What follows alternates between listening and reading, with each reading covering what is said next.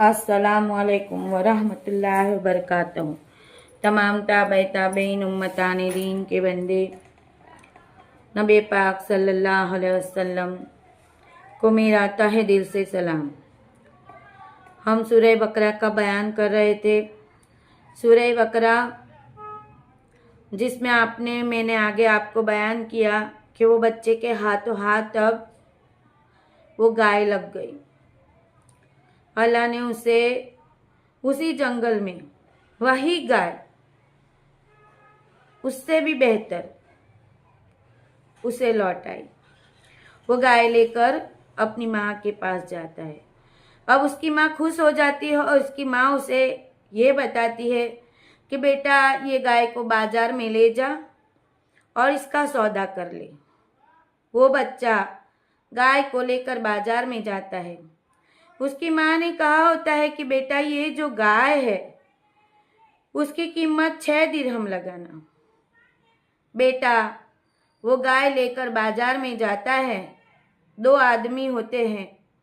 वो गाय की कीमत कहते हैं कि बेटा हम तुझे ये गाय 6 नहीं 12 दिरहम में देंगे। अब बेटा तो असमंजस में पड़ जाता है कि माँ ने तो कहा कि 6 दिरहम में बेच के आना और ये लोग मुझे 12 दिरहम कह रहे हैं। तो उनको बताता है कि मैं अपनी माँ को पूछ के बताऊंगा। वो अपनी माँ के पास जाता है। वो माँ का फरमा बरदार बेटा होता है और माँ को जाकर कहता है कि माँ वो 6 दिरहम में नहीं मुझे 12 दिरहम कह रहे हैं।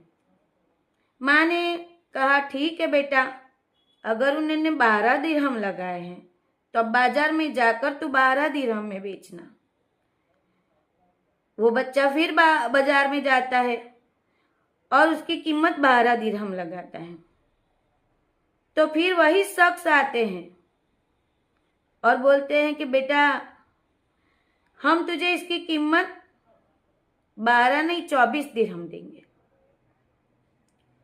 वो बच्चा फिर असमंजस में पड़ जाता है और बोलता है कि अब क्या करूं, ये तो मुझे 24 दिरहम कह रहे हैं और माँ ने मुझे 12 दिरहम कहा।